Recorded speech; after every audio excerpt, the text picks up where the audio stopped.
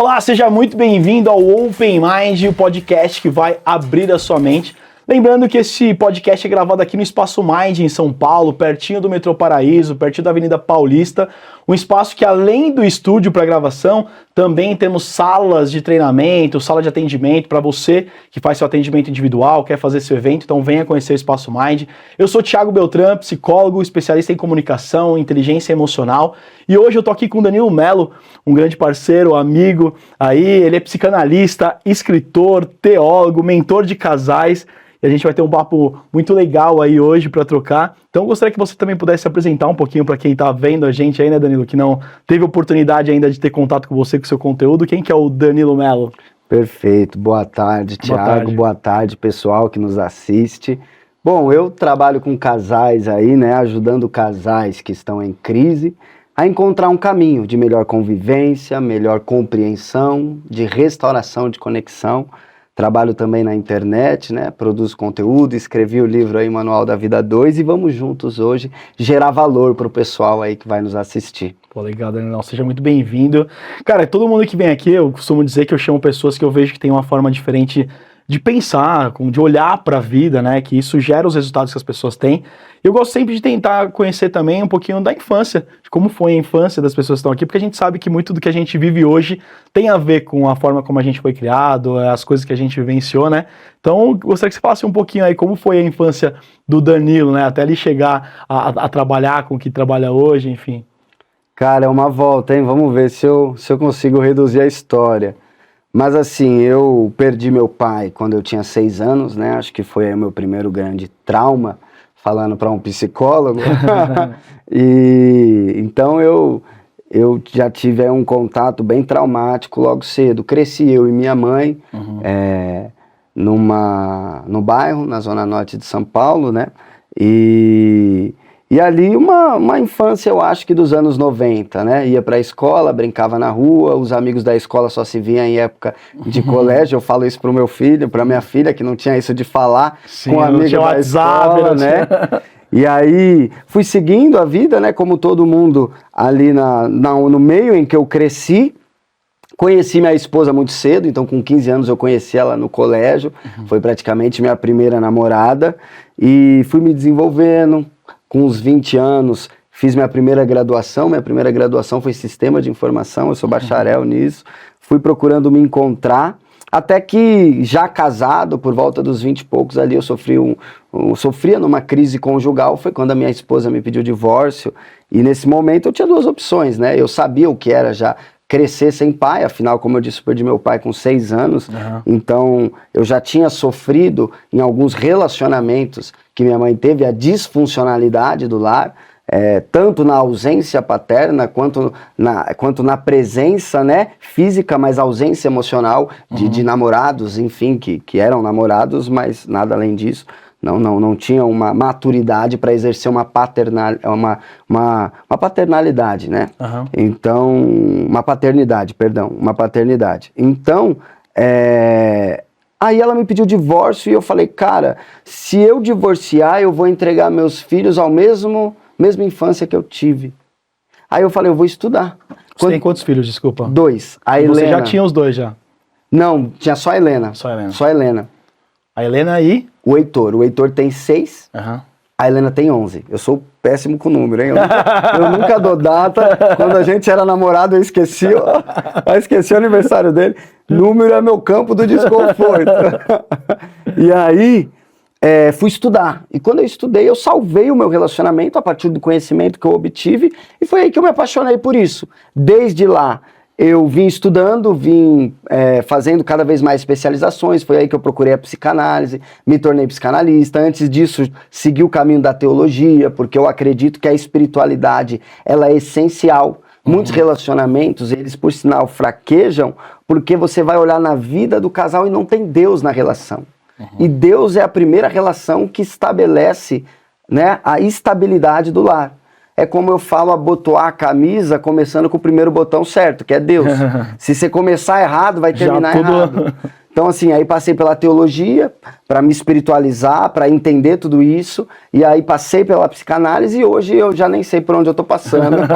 Só sei que eu tô passando por vários lugares. Mas você primeiro buscou isso para você, né? Pro seu relacionamento, e depois que isso fez diferença para você, você falou, pô, peraí, eu posso talvez ajudar pessoas. Foi mais ou menos nessa linha? Foi. É porque assim, eu acho que você já deve ter vivido isso, não só como psicólogo, mas na vida. Quando você descobre algo que faz muito bem pra você, qual que é o segundo sentimento que vem? Ah, cara, eu preciso falar disso pras pessoas. Eu preciso compartilhar. E assim, quando eu tava no centro, quando você tá no centro do problema de um relacionamento, muitas vezes você é cegado, você quer ver, mas você não enxerga, porque a dor tá muito grande, a individualidade tá muito inflamada, você enxerga o outro como um inimigo, como se você tivesse que competir com o outro para que você seja visto e para que você não seja prejudicado dentro da relação. Então esse lugar é um lugar angustiante, é um lugar que muitas vezes a gente se põe numa posição de vítima ou numa certa passividade, onde eu só reclamo. E quando você encontra o conhecimento que te mostra um caminho, é uma luz, e você chega do outro lado, vivo, você fala, peraí, eu vou voltar lá, e eu vou tirar todo mundo que eu puder de lá. Sim. Eu acho que é meio isso que eu vivo. Sim. Que legal, cara. E, só que assim, hoje isso se tornou sua profissão, você buscou se especializar, buscou conhecimento, mas você não começou a trabalhar diretamente com isso. A gente estava até conversando lá fora, você falou que, né, teve alguns empreendimentos, assim, como foi esse seu caminho paralelo aí, porque pelo que você falou, buscou conhecimento, acredito que você ajudava pessoas até de uma forma talvez gratuita, né, naquela coisa, pô, eu quero ajudar e tal. Como foi essa transição aí, né? Como foi esse Danilo empreendedor ali de outros negócios para fazer essa transição para o que você faz hoje? Cara, eu acho que assim, um dos maiores segredos para você empreender é você saber qual que é o teu propósito. E o teu propósito, geralmente, ele está vinculado à sua grande dor. Eu vim de uma disfuncionalidade familiar. E aí eu vivi isso como filho, vivi isso como marido. E aí quando você vence essa dor, você evoluiu no processo, você se tornou um ser humano melhor. Então, automaticamente você vai querer ajudar outras pessoas. Então, no empreendedorismo, eu sempre tive essa voz interna que é voltado para legado, né? Eu quero deixar algo dentro das pessoas, isso desde menino. Sim. Desde menino, assim, indo viajar com a mãe, né? Que tinha amigas, já que crescemos sem pai. Eu me interessava pelas conversas dos adultos. Parece que eu entendia como a pessoa estava se sentindo, eu acessava o mundo emocional da pessoa. E eu sempre tive um clamor interno por liberdade. Então eu nunca tive o perfil do corporativo, mas a gente herda, né, uma vida já que nem é nossa, mas já nos propõe. Vai, estuda, arruma um emprego, cresce trabalha lá, compra a sua casa, trabalha e morre. E aí assim, e no meio do caminho você tenta viver. Isso nunca foi confortável para mim. Então eu empreendia de várias formas. E nesses meus empreendimentos, cada parte que eu passei, até no corporativo, eu trabalhei nas grandes multinacionais do meu ramo, eu vivi o corporativo, alta gestão, enfim, mercado ultra competitivo, ultra exigente. E eu fui pegando cada coisa, sabe? E eu sou um reflexo disso tudo, como profissional, como ser humano, pego um pouco da fé. Só que onde eu caí nisso, o que me catapultou para isso foi uma crise existencial, onde tudo começou a perder o sentido, porque eu sempre vim ajudando casais. Fiz isso por 10 anos no offline, dei palestra, tudo, mas eu nunca encarei isso com a magnitude que isso tinha. E eu sempre ouvia das pessoas, o que você faz, ninguém faz. E eu sempre, é algo meu, eu sou o cara dos livros. Eu passo, o meu dia é ou trabalhando, ou estudando, ou com a família. Então assim, ou comigo mesmo, Sim. ou com Deus. Então, eu passei por uma situação onde eu, sabe, repensando tudo, e foi nesse lugar que eu me vi assim, e eu parei de olhar para fora, de buscar uma liberdade no que eu poderia fazer, no que era a melhor oportunidade, porque eu me vi fazendo várias coisas e no meio delas totalmente infeliz, uma que não prosperava tanto porque eu não dava atenção, outra que prosperava muito, mas poderia muito mais, e quanto mais prosperava não me realizava. Foi aí que eu olhei para isso, olhei para dentro e eu falei, cara, eu sempre fiz, eu acho que Se tem algo que você pode prosperar, é aquilo que você morreria fazendo de graça. E se eu faço isso 10 anos não ligando para dinheiro, eu acho que se eu começar a fazer isso profissionalmente, vai longe. Foi quando eu entrei na internet, aí comecei a me especializar mais ainda, né? A gente não pode parar de estudar nunca. E foi aí que tudo começou a acontecer mesmo. Hoje eu só faço isso. Meu ecossistema é sempre voltado para casais. Ou eu tô dando palestra, ou eu tô atendendo um casal, ou eu tô produzindo uma aula, ou eu tô sempre, agora minha vida gira sempre em torno disso já, né? Desde que eu entrei pra internet. Cara, que a gente tava conversando lá fora, você trouxe algo que é muito interessante, até falando dessa questão do empreender, né? Você falou, pô, tinha vários negócios e tal, e como você trouxe agora, né? Um tava prosperando, outro não, é aquela coisa, energia que vai pra cada lado, assim, mas nada realizando mesmo. Daí você até falou, cara, e quando eu olhei pro humano, quando eu olhei pra mim, comecei a me desenvolver, direcionado nessa visão que você traz, isso eu acho muito interessante, porque eu trabalho bastante com empresas também, com lideranças, e o que eu vejo muito? É que muitas vezes as pessoas, elas querem separar, né, a vida profissional da pessoal. Isso antigamente era muito comum, né? Não, ó, trabalho é trabalho, casa é casa, então quando você chega no trabalho, você esquece que tá lá fora e vice-versa. E não dá pra fazer isso. Nós somos um só, então você tá no trabalho, você tá em casa, você é um ser humano, e que as empresas hoje que não... Porque antigamente as pessoas lidavam bem com isso. Ah, não, tem que saber separar. Hoje a gente sabe que não é assim, não dá. E eu vejo que muitas vezes, se a pessoa não cuida do CPF mesmo, desse autoconhecimento, ela vai ter grandes problemas de várias maneiras. Tanto na questão de encontrar o seu caminho, como você falou, pô, depois que eu direcionei, pô, eu posso fazer isso de graça pro resto da minha vida. Talvez eu consiga viver disso também. Então, desde esse autoconhecimento até o como lidar com pessoas, porque, né, tem um escritor famoso, Simon Sinek, que ele fala que 100% das empresas são formadas por pessoas, 100% dos fornecedores são pessoas, os clientes são pessoas, então se você não entende de pessoas, você não entende de negócios. E nós vivemos numa sociedade capitalista, que você vende, alguns vendem a hora, outros vendem seu conhecimento, o seu produto, o seu serviço, e tudo envolve pessoas. Então quando você traz, que quando você direcionou esse olhar, as coisas começaram a fluir, porque eu vejo que às vezes o barulho externo, né, dessas coisas porque a gente, até pela sociedade capitalista, tem essa visão, né, pô, eu quero ir pra onde? Pra onde dá dinheiro? Ah, vou abrir um negócio aqui, vou abrir um negócio ali. E quem tem, eu me coloco muito nesse lugar também, eu tenho essa visão empreendedora, e a gente tem parece que tudo, até pela visão criativa, tudo a gente vê oportunidade. Sim, cara, e é um desafio, porque você fala, caramba, pô, isso daqui dá pra virar, isso daqui também e tal. Eu acredito que por ter empreendido em algumas coisas, você também tem um pouco desse perfil, assim. Para quem tá assistindo a gente, que também passa por isso, o que você vê que foi seu principal, assim, quando você tomou essa consciência, falou, cara, eu vou mirar nisso, eu vou decidir, porque ainda, quanto mais você cresce, mais eu acredito que você receba convites. Deve chegar inúmeras pessoas, pô, Daniel, vamos fazer isso, vamos fazer aquilo, tem um projeto assim, tem um projeto assado. Como que você faz para conseguir identificar e filtrar? Pô, isso aqui tem a ver com o meu propósito, tem a ver com o que eu vejo de futuro, com os meus negócios, com o que... Isso aqui não, porque eu vejo que um dos maiores desafios do empreendedor é saber dizer não. Falo por mim, porque eu tenho esse desafio. Porque por a gente ser criativo e tal, a gente vê oportunidade, então é desafiador você saber o que dizer não. Porque tudo tem oportunidade, mas é exatamente os nãos que vão direcionar a gente para onde a gente quer. Como você lida com isso? Qual que é o seu principal filtro para saber o que dizer não e o que tem a ver com o que você traz como propósito e com a sua visão de futuro? Cara, eu já fiz bastante coisa, assim, bem divergentes, né?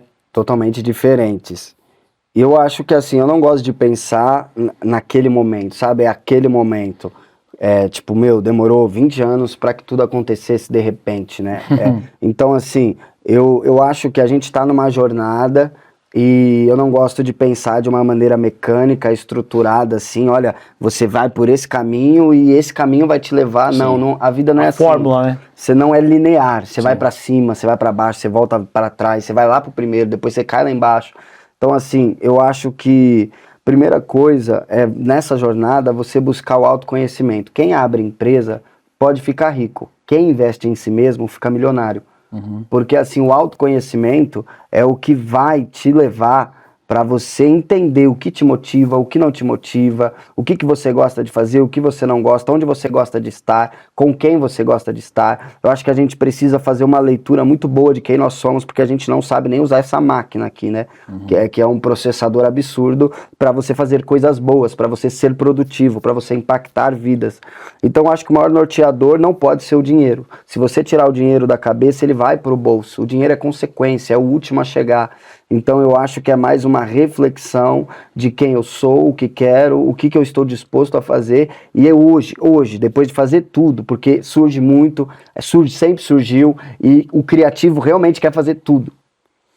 Mas hoje eu já entendi qual que é o meu lugar. Então assim, eu vou aumentando meu negócio, eu tô visando meus próximos projetos, mas está tudo interligado por essa veia central que é o mesmo propósito. Então o que me norteia é o propósito. Então assim, isso aqui vai me tirar do meu propósito? Qual que é o fim disso? Não pode ser dinheiro. Eu não olho para as coisas só por dinheiro. Eu acho que não é uma forma assertiva de tomar decisão, porque o dinheiro, você tem que ter um olhar gerencial, você tem que fazer uma análise de todos os indicadores, de qualquer negócio, seja um negócio digital, seja um negócio, enfim. Só que o que sustenta no fim são pessoas. Então o propósito é o que une pessoas. O propósito, quando você cria uma empresa, as pessoas que estão lá têm que se sentir bem, têm que se sentir acolhidas, têm que se sentir ouvidas, têm que mudar de vida também. Tem tudo o que a gente faz junto e todo mundo tem que colher junto. Legal. E como você encontrou esse propósito, assim? Você estava trazendo, né? Eu não acredito naquela coisa, um momento específico e virou uma chave, eu escrevi uma frase. As pessoas acham que é aquela coisa, vem uma iluminação, né? E aí eu escrevo. Meu propósito é esse. Acredito que você, como você trouxe, durante todo esse caminho, você foi descobrindo esse propósito. Mas se você pudesse resumir seu propósito hoje, e quando que ele ficou claro para você? Então, eu acho que assim, só tem poder para te parar aquilo que te move. Então, por muitas vezes a gente para e muda porque o que nos move é o dinheiro. Então, é uma jornada interna eu sou muito reflexivo. Então, o tempo inteiro eu estou me questionando, eu estou pensando a vida, eu estou pensando no meu passado, eu estou questionando o meu ego. Eu acho que o primeiro caminho, se alguém quer ser livre, é conseguir ser livre do próprio ego. Porque se você não é livre do próprio ego, você não descobriu nem quem é você. Então, você está só refletindo o seu passado. E aí você está avaliando o presente pela orientação do passado.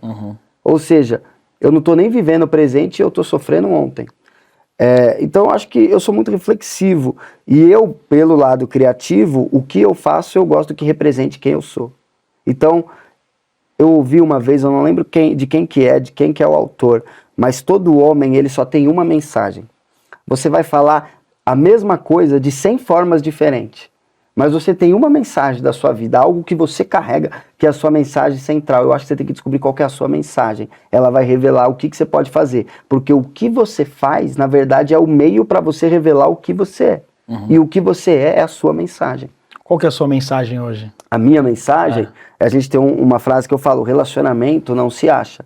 Relacionamento se constrói. A minha ideia é que a base de uma sociedade, ela é a família. Tem um salmo que diz assim, se forem destruídos os fundamentos, o que poderá fazer o justo? O ser humano, para ele ser ser humano, ele precisa passar por um processo de humanização.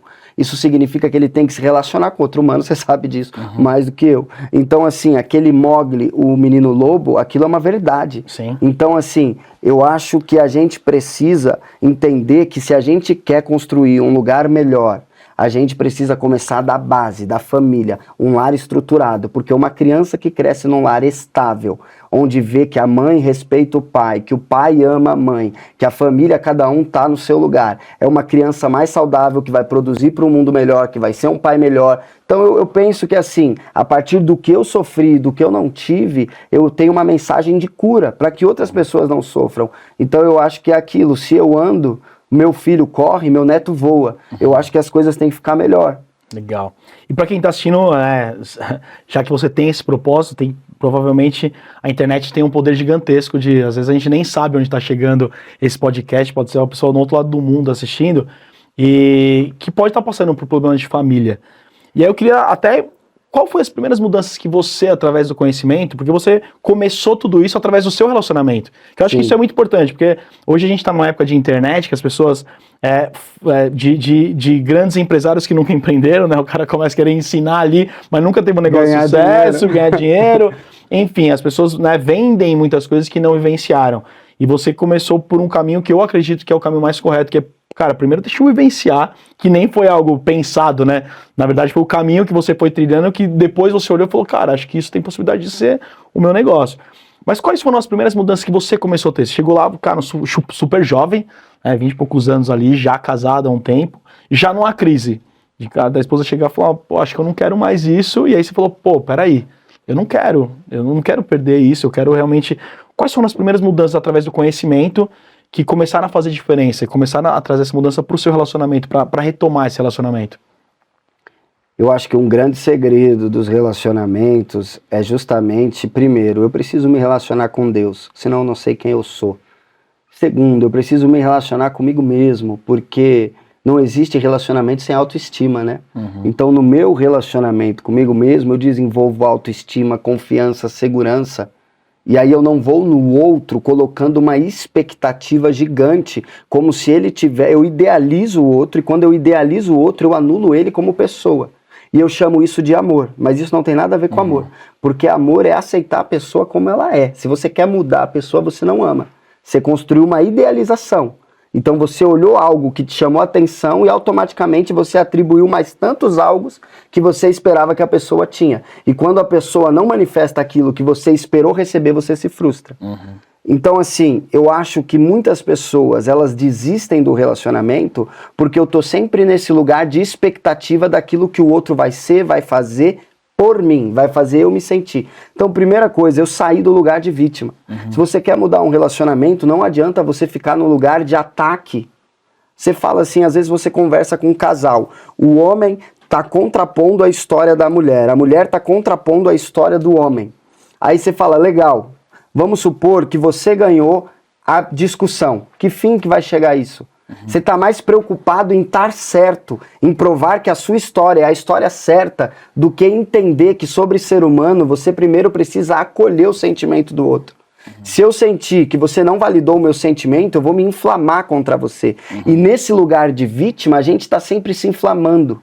Então eu saí do lugar de vítima e eu para de atacar a outra pessoa, porque não é a outra pessoa que vai mudar, ninguém muda ninguém.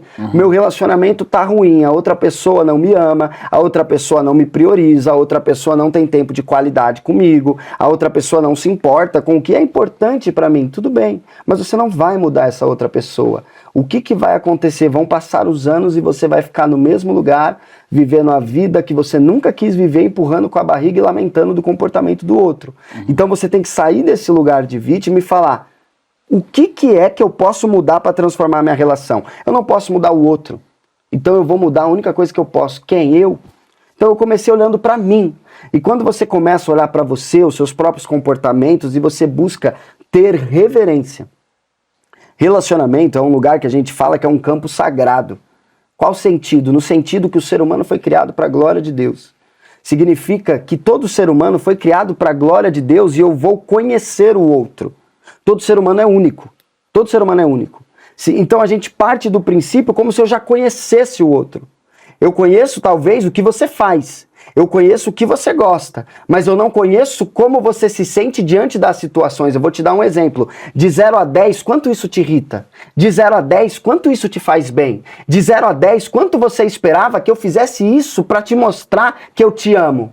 Às vezes uma pessoa está falando assim, eu acho que ela se importa 2. E a outra pessoa fala, não, eu me importo 100. Então conhecer a outra pessoa é eu acessar o mundo emocional dessa pessoa, como ela interpreta, processa e age diante da vida. Então, para se relacionar, eu preciso ser humilde. Relacionamento é algo para gente humilde, que entendeu que todo ser humano é único e no campo sagrado da relação eu sou humilde, eu chego com delicadeza, eu chego com gentileza e eu procuro te entender, eu procuro te conhecer. E através desse espaço de entendimento e conhecimento, eu faço perguntas. Eu pergunto mais, eu acuso menos, eu instruo mais, eu ataco menos, porque a gente não se conhece. Para te dar um exemplo, eu chego em casa e aí vamos supor que a louça tá suja. A louça tá suja. E isso me irrita, de 0 a 10, me irrita 10. Só que para minha esposa irrita 2.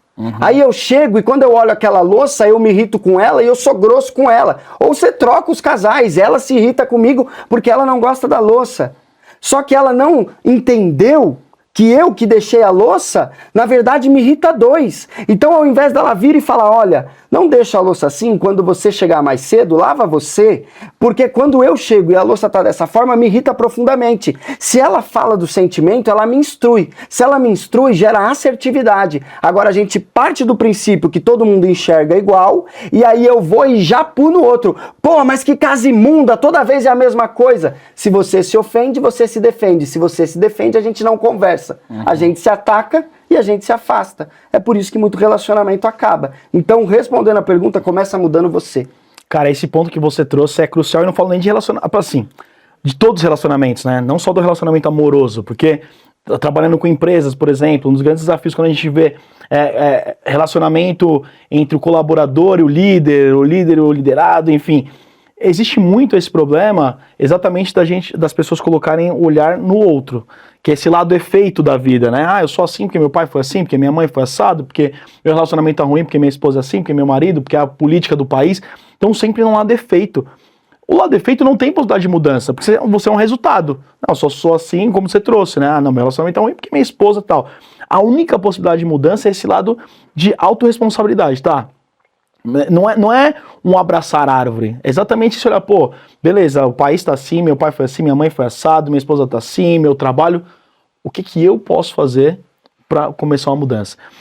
Trabalhando muito com pessoas, eu vejo que esse é um dos pontos primordiais, exatamente essa autorresponsabilidade. Eu não consigo mudar o outro, eu não consigo mudar a economia, eu não consigo mudar o presidente.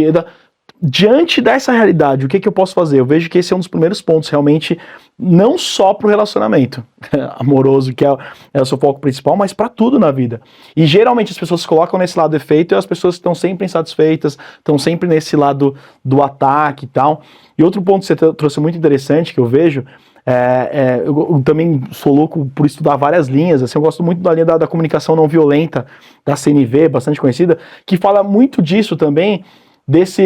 A gente não foi treinado, não foi educado desde criança a olhar e identificar os nossos sentimentos, a lidar com as nossas emoções. Esse só de olhar, até dar número, até uma técnica, né, estratégia de você, pô, quanto que isso me irrita, já é um processo de autoconhecimento, de saber da situação lá, o quanto que aquilo te irrita, e também entender, a comunicação não violenta traz muito esse ponto que a responsabilidade do meu sentimento é minha. Então, se a louça me irrita 10, esse sentimento ele é meu, ele não é responsabilidade do outro. Só que eu posso comunicar isso pro outro, mas como você trouxe, não atacando.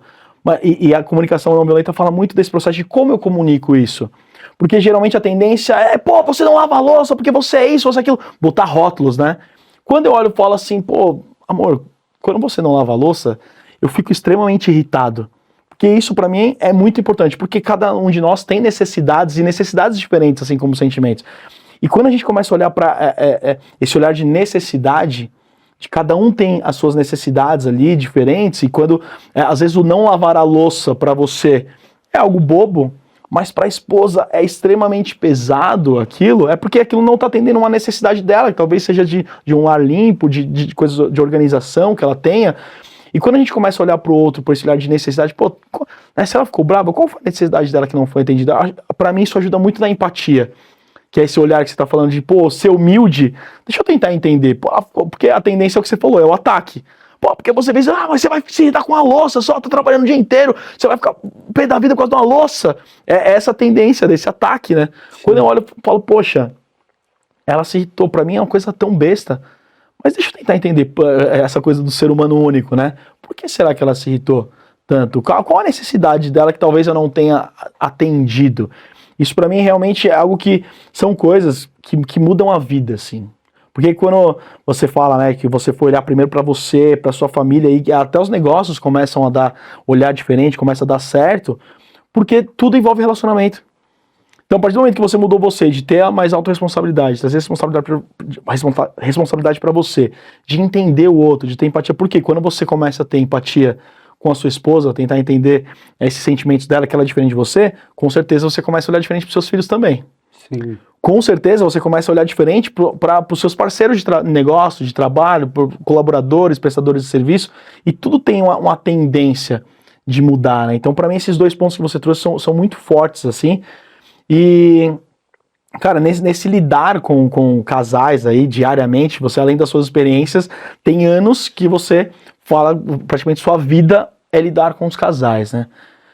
Qual é o maior problema, talvez, que você percebe que mais chega pra você, assim, que é aquela coisa que você fala, cara, isso recorrentemente eu ouço, assim, né, dos casais, que é algo que é recorrente e que acho que 90% dos casais tem desafio com essa questão. Tem algo, assim, que vem na sua cabeça?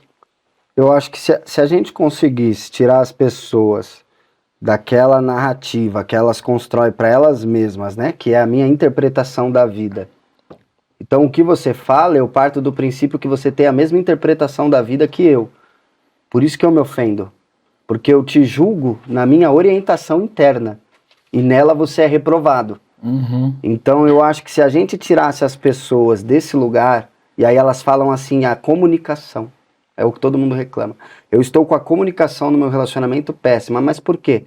Porque, na verdade, vocês estão em um lugar onde vocês acham que vocês enxergam a mesma coisa. Então você tem um marido, uma mulher, e você tem a verdadeira realidade. Então você tem 3 realidades aqui, a do homem, a da mulher, e a que é mais próxima à real mesmo.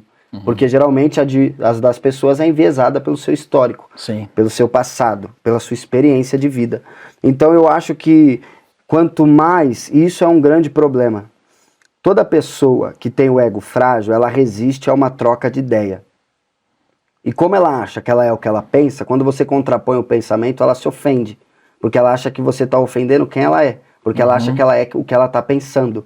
Então muitos casais não conseguem conversar porque na verdade eles não estão querendo se instruir. Eles estão querendo competir. Um quer invalidar o ponto do outro. Então isso é uma imaturidade emocional muito grande. Então eu acho que o maior problema do relacionamento é justamente a nossa não evolução, a nossa falta de desenvolvimento e a nossa capacidade de sempre culpar o outro. Isso é algo do brasileiro. Sempre Sim. O problema é uma instituição, é uma governança, é alguém. Nunca o problema, defeito aí, né? Nunca o problema sou eu. Nunca, nunca. Nunca você vai ver uma pessoa, o problema sou eu. Não existe isso. Então, na relação, eu entro na relação com uma perspectiva de consumo. Então, eu olho para a relação como ela sendo um grande produto que tem que satisfazer todas as minhas expectativas. E quando a relação não satisfaz as minhas expectativas, eu começo a questionar se realmente eu quero estar nisso aqui. Em nenhum momento eu percebo que, na verdade, a relação não é comprada e a relação, ela não é simplesmente vivida em um momento que está bom e quando não está bom eu descarto. A relação é construída. Então, eu me irrito muitas vezes com o outro, mas eu não entendo que na verdade a irritação não está fora. Quando você irrita com o seu parceiro, com a sua companheira, a situação está mostrando que existe uma irritabilidade dentro de você, porque você está projetando sobre o outro aquilo que você está vendo. Você não está enxergando o seu parceiro e a sua companheira mesmo. Você está enxergando a sua projeção, a sua expectativa, e no meio da sua expectativa você está se irritando. E aí você está punindo o outro por uma irritação que está dentro de você. Agora você não deveria atacar o outro, mas você deveria se perguntar, por que eu estou irritado? Então as pessoas não se questionam, Sim. mas as pessoas se atacam. Sim. E hoje, no seu trabalho, assim, com famílias, né? Você atende individual também ou você sempre atende em casal? Como que é o seu trabalho, assim? Eu faço um trabalho de acompanhamento, né? E eu dou risada porque, assim, eu brinco que eu tenho uns serviços Lembra do Hitler, o conselheiro amoroso? Sim. E aí ao meu lado messiânico, eu falo assim, não, é maravilhoso isso, eu tô brincando, mas eu atendo tanto ou o homem ou a mulher, muitas vezes está numa situação de abuso, ou de a pessoa que está num relacionamento abusivo, muitas vezes ela já foi tão atacada, e ela tá tão sem confiança, tão ansiosa, que ela não sabe se, tipo, ela é realmente certa nesse ponto de que a relação é tóxica, ou se o que o outro fala é realmente verdade, ela se questiona. Então eu atendo pessoas assim, que muitas vezes ela vem para salvar o casamento, mas aí depois ela sai, porque aquilo não é um casamento. Atendo pessoas que, por exemplo, homens que perderam suas esposas, e aí ele faz um processo terapêutico de acompanhamento, ele se torna uma nova pessoa e no processo ele reconquista a esposa. Gente, tem muitos cases assim de sucesso bem legais de restauração familiar. E atendo casais, então é bem diversificado. Atendo só homem, atendo só mulher, atendo pessoas que perderam, pessoas que vêm salvar, mas na verdade vêm para descobrir que quer terminar. São orientações, né? Sim. Porque a gente estuda, você já parou para pensar? A gente estuda para tudo. Se você for um bom profissional, você sempre está pesquisando, sempre está lendo, porque o teu trabalho é a tua identidade, é a tua imagem, é como você se vê. Se você entrega um péssimo trabalho, é porque você está assim por dentro. Se você permite ter um péssimo relacionamento, é porque muitas vezes existe uma área assim dentro de você, porque o relacionamento é um reflexo de quem nós somos. Sim. Só que eu prefiro atacar a relação ao invés de resolver meus problemas. E aí eu vou mudando de parceiro. Então, assim, eu penso que a gente, para tudo, no trabalho, a gente se torna o melhor. E por que no relacionamento a gente toca com a nossa bagagem? Então eu atendo todas as pessoas que chegam em algum momento e pelo menos elas têm consciência do problema. A primeira coisa que a pessoa precisa para mudar um relacionamento é ter consciência do problema. Pera, não é certo viver assim. Relacionamento dá trabalho. Mas não é para ser sofrido, não é para ter essa falta de respeito, não é para ter esse excesso de individualização, sabe, de individualidade, não. E aí a pessoa ganhou consciência do problema e ela vai se abrir para talvez a possibilidade de uma ajuda. É nesse momento que a pessoa me procura. Legal. E o livro, eu queria que você falasse um pouquinho dele, né? De onde surgiu, enfim, quanto tempo que esse livro foi escrito. Você falou até que tinha muito mais conteúdo e você teve que pegar esse conteúdo, né? E meio que trabalhar ele para entregar algo mais direto ali. Então eu queria que você falasse um pouquinho dele, como surgiu essa inspiração. Cara, quando eu, depois de alguns quilômetros, né, cuidando de casais, e eu pensava muito assim, o que eu gostaria de ter lido antes de me casar? Que preparasse a minha cabeça para ter reflexões que me levassem às melhores soluções para o meu relacionamento. E o livro nasceu disso. Então eu fui avaliando na minha vida todos os pontos que eu refleti, encontrei o problema, uma percepção. Porque o nosso erro tá assim, eu quero que a pessoa mude o comportamento, eu quero que a pessoa mude o comportamento. Ah, mas esse comportamento é péssimo. Mas você não tá, por exemplo, o homem não é parceiro. O homem não é companheiro. E aí eu fico criticando o homem que não é parceiro, que não é companheiro. E esse homem que está sendo criticado, ele não está enxergando qual é a sua necessidade. Então você critica o seu marido, mas o seu marido se fecha porque não vê solução. Se ele tivesse uma semente reflexiva para entender a necessidade da mulher nesse ponto, ele chegaria à solução e resolveria o problema. E o que destrói um casamento não são as grandes coisas. Sim. São as pequenas que a gente negligencia no dia a dia. Então, o livro é uma proposta disso. Eu falo, por exemplo, sobre a mudança, eu falo sobre o perdão, que quando você não consegue largar as bagagens do passado, a travessia fica pesada. Eu uso um exemplo da Bíblia até, que é quando os discípulos acham que vão morrer, porque o vento, né, tá muito forte, entra água no barco, Jesus está dormindo, e é um barco de pescador, e ali é um declive, aquela região no Oriente Médio, então com muita chuva e muito ar, aquilo vira um liquidificador, e o barco de pescador, entra água, ele flutua mais baixo, entra mais água, ele afunda. E o que afunda o nosso barco é a falta de perdão, a falta de liberar as coisas do passado. O problema de que está destruindo muito o relacionamento é que quando a gente entra numa nova discussão, na verdade a gente traz uma bagagem de 10 anos. Então, na verdade, eu nem tô procurando aqui, eu nem tô me preocupando aqui em resolver a questão. Mas, na verdade, eu tô tão ferido, tão cego e tão alienado que eu só tô querendo te ferir por tudo que eu acho que você fez. Porque, na verdade, eu acho que você fez um monte de coisa pra mim porque eu tô interpretando suas atitudes a partir da minha narrativa de vida. Em nenhum momento eu questionei que você pode estar enxergando outra coisa. Às vezes você põe um casal assim e olha, é desse nível. Eu ponho um homem de um lado e a mulher do outro.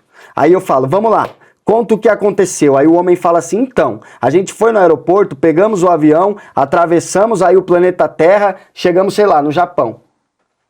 Agora a mulher vai contar a mesma história, você separou os dois. Aí ela fala, então, a gente entrou no submarino e a gente naufragou, e aí ele saiu do submarino, salvou a gente, lutou com um tubarão. Eles estão falando da mesma coisa. Sim. Então, em nenhum momento a gente questiona, pera, por que a pessoa está agindo assim?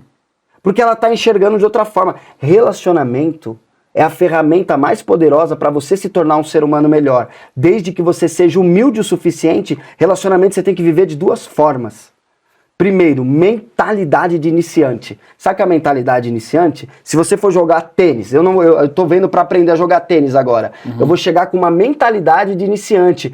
Humildade no campo sagrado da relação. Eu vou aprender como é que bate, como é que defende, o que que faz, qual movimento faz. Relacionamento se vive com mentalidade de iniciante e espírito esportivo. Sabe o que é espírito esportivo? Você já assistiu a final de Copa do Mundo ou alguma coisa que te prendeu muita atenção? Você tá no momento, você não tá no passado, você não tá no futuro.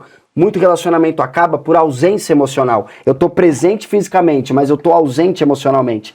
Quando eu tenho um espírito esportivo, eu tenho presença emocional, que é essencial para a relação. E quando eu tenho uma mentalidade de iniciante, então eu estou sempre procurando aprender. E o que é aprender na relação? É conhecer o outro, como a pessoa se sente, o quanto ela se sente. E aí eu expresso esse amor. É aí que a relação é forte. Então o livro é isso. Legal. O livro é tipo, relacionamento você não compra. Sim. Você vai construir, né? A vida inteira. A vida inteira vocês vão ter que se achar. Porque se a mudança é um fato e ela tá ocorrendo o tempo inteiro, muito relacionamento acaba porque a pessoa fixa, ela fica enrijecida. Então o relacionamento é assim, você amarra a corda na cintura da mulher e do homem, e é uma corrida de obstáculo. Então o casal vai correndo, uma hora a mulher vai primeiro, aí o homem para e joga a mulher, mas a mulher não vai sair correndo, porque senão a corda estoura. Aí o homem pula, vai chegar a hora que é pior, aí o homem pula primeiro, a mulher vem e o homem segura. Então o relacionamento é um casal correndo com uma corda amarrado no outro e ambos sempre procurando se ajustar um ao outro. Por quê? Porque a mudança sempre está acontecendo. Se a gente não se ajusta, a corda estoura, a gente se perde. Depois lá na frente a gente passa 3 anos sem se encontrar. Relação acabou, meu Deus, deu uma traição, mas quanto tempo faz que a corda estourou lá atrás? Sim. E vocês estão empurrando com a barriga? Cara, de tudo que você está falando assim, vem uma palavra muito forte para mim, que é a inflexibilidade. Eu vejo que as pessoas, muitas vezes, elas têm uma visão errada de personalidade. Não, eu vou deixar de ser quem eu sou. E, na verdade, a gente está mudando a cada dia, né? Eu não sou o mesmo de ontem, não sou o mesmo que de 2 horas atrás. Só que as pessoas têm uma visão, principalmente no relacionamento, mas eu não vou deixar de ser quem eu sou por ele ou por ela. E a inflexibilidade, ela atrapalha na vida como um todo. Porque pessoas flexíveis tendem, inclusive, a ser mais felizes, porque sabem se adaptar. Inclusive, a gente vai olhar, né, para até a teoria da evolução. Você vai olhar, quem sobreviveu? É quem sabe se adaptar. E isso não é não ter personalidade. Pelo contrário, nosso cérebro tem inclusive a neuroplasticidade, capacidade de se renovar as células, os neurônios. Então, quando você se permite, eu posso mudar um pouco pelo outro, posso ceder um pouco, não é que você vai deixar de ser quem você é. Mas isso em todas as relações. Vai ter um momento com seus filhos, eu acredito, que às vezes você não estava afim de, sentar para brincar. Só que você sabe que naquele momento você para, acho que isso seria importante. Então você deixa de ler o livro que você ia ler, deixa de olhar o celular, para estar um pouquinho ali, você não deixou de ser... Isso ontem. Você não deixou de não se priorizar, você não deixou de... Não, você simplesmente entregou algo. Então eu vejo que a relação com as pessoas, principalmente no relacionamento, família, as pessoas que são inflexíveis, primeiro que se tornam pessoas chatas de conviver, né? Convenhamos na vida, pessoas que acham a síndrome de Gabriela, né? Eu nasci assim, você sempre assim, são pessoas chatas, falando no linguajar correto, são pessoas chatas, porque ela acha que só o jeito dela, e quando você se permite ser flexível, de saber que, às vezes até com os próprios sonhos, você trouxe seu caminho aí de empreender e de testar, a vida é assim. Então quando imagina você ficar assim lá, não, o negócio não tá dando certo, mas eu quero que seja assim, mas esse negócio tem que dar certo. Cara, tem pessoas que passam a vida inteira dando murro em ponta de faca. Verdade. A questão do relacionamento que você trouxe. Tem pessoas que chegam pra você e restauram o relacionamento. Tem pessoas que chegam pra você e falam, isso não é um relacionamento. E se essa pessoa não tem flexibilidade para falar, cara, vou deixar, eu preciso buscar olhar para mim, isso não é um relacionamento. Se a pessoa fica, não, mas tem que dar certo, ela não vive. Então, para mim, a flexibilidade, ela é algo que realmente, ela facilita com que a gente seja mais feliz, na realidade. Porque você é flexível, a questão o exemplo da louça. Cara, para mim é 2, mas, se para minha esposa é 10, vai cair a minha mão de eu lavar a louça? não é algo que, tipo, tá ferindo minha... Não, é só lavar aqui, tô economizando o problema, porque para ela é uma necessidade. Então, eu vejo que um dos grandes desafios hoje, nessa sociedade, principalmente, tem se tornado cada vez mais individualista, né? O meu desejo em primeiro lugar, eu vejo isso nas empresas até, não, a pessoa não pode ter uma cobrança a mais, que hoje, não vou mais, esse emprego não me valoriza. As pessoas têm deixado de perceber que às vezes eu preciso flexibilizar. Não é tudo do meu jeito, não é tudo do jeito que eu quero. O se relacionar, seja com o filho, com o marido, com a esposa, com o amigo, se relacionar é também flexibilizar, é também entender um pouco da necessidade do outro, né? Então eu vejo que você falando assim, fica muito claro para mim essa questão da inflexibilidade, que muitas vezes esse achar que tem que ser assim, ou tem que ser assim, ele acaba afastando.